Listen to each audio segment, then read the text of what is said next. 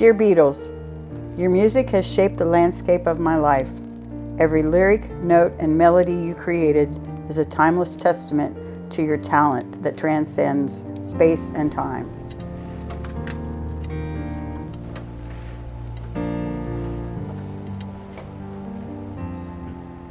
Being a Beatles fan is one of my greatest joys in life. My name is Lori Vivaldi. I'm 63 years old, and I'm a Beatles superfan and collector of Beatlebilia. As far back as I can remember, I always had the Beatles music in my life, playing in the background. I don't just collect a few records or a few little bits and pieces. I go whole hog.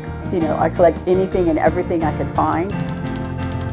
On a scale of 1 to 10, as far as how fanatical I am, I'm, 100.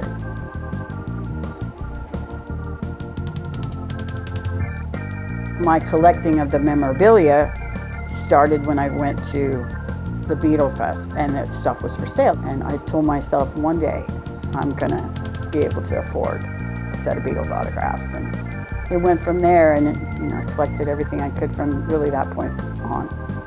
And this is a picture of Paul McCartney holding it. So this is a fun piece. I think as collectors, we all have a want list. And so I actually wrote mine down, and at some point in time, I just marked off the word want and put need, because I need these things. I have a need list.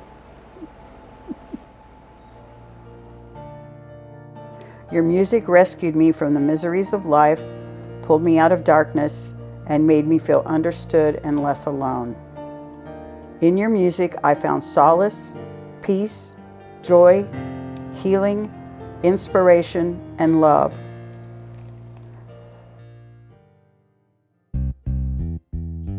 The Beatles' music is still relevant to me because it has just been there my entire life. It's the one constant.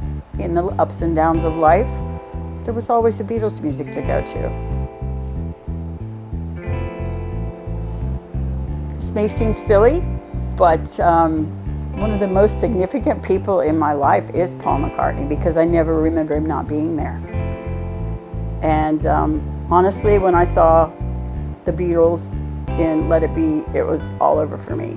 That was my first love, was Paul McCartney, and my first crush. Oh my God, I loved Paul.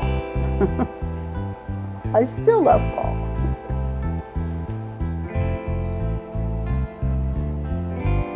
As far as my family and friends and how they feel about my collection, it's a varied response. My kids are more interested in what they might be able to get for it after I pass away, and that's okay. This was a real rare one. It's the Beatles banjo. And it's a real cool piece because it is rare. The older I get, more of my friends are because of this collection, and the people I tend to surround myself with are other extreme music lovers, and some of my best friends have collections like mine and much better. From my long, lonely bus rides to school in the mid-'60s, to the trials and tribulations of my childhood and teen years, to the ecstasy of my first love, to college years and beyond, your music runs through my veins, steadies my soul, and eases my worries. Your legacy will forever thrive, and I am forever grateful.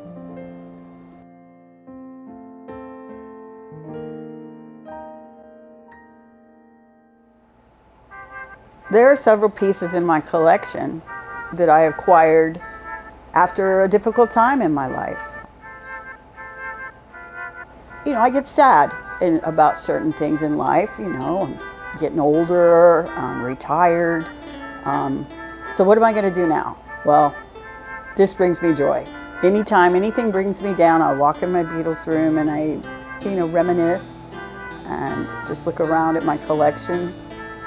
Every little piece I have has a story, whether it's a gift from someone or it took me 20 years to acquire it, and it just feels good to me.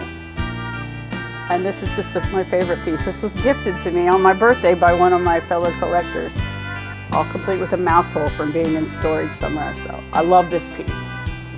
Like any addiction, and it is, I would self-soothe by buying myself the Beatles autographs that I always wanted. And it brings me the temporary joy and lifts me out of whatever turmoil I might be experiencing at the time. And yes, I definitely, if I'm having a hard time, I can always cheer myself up by going on eBay and finding that next piece. Here's a guitar. I already have it. I just want to see what it goes for.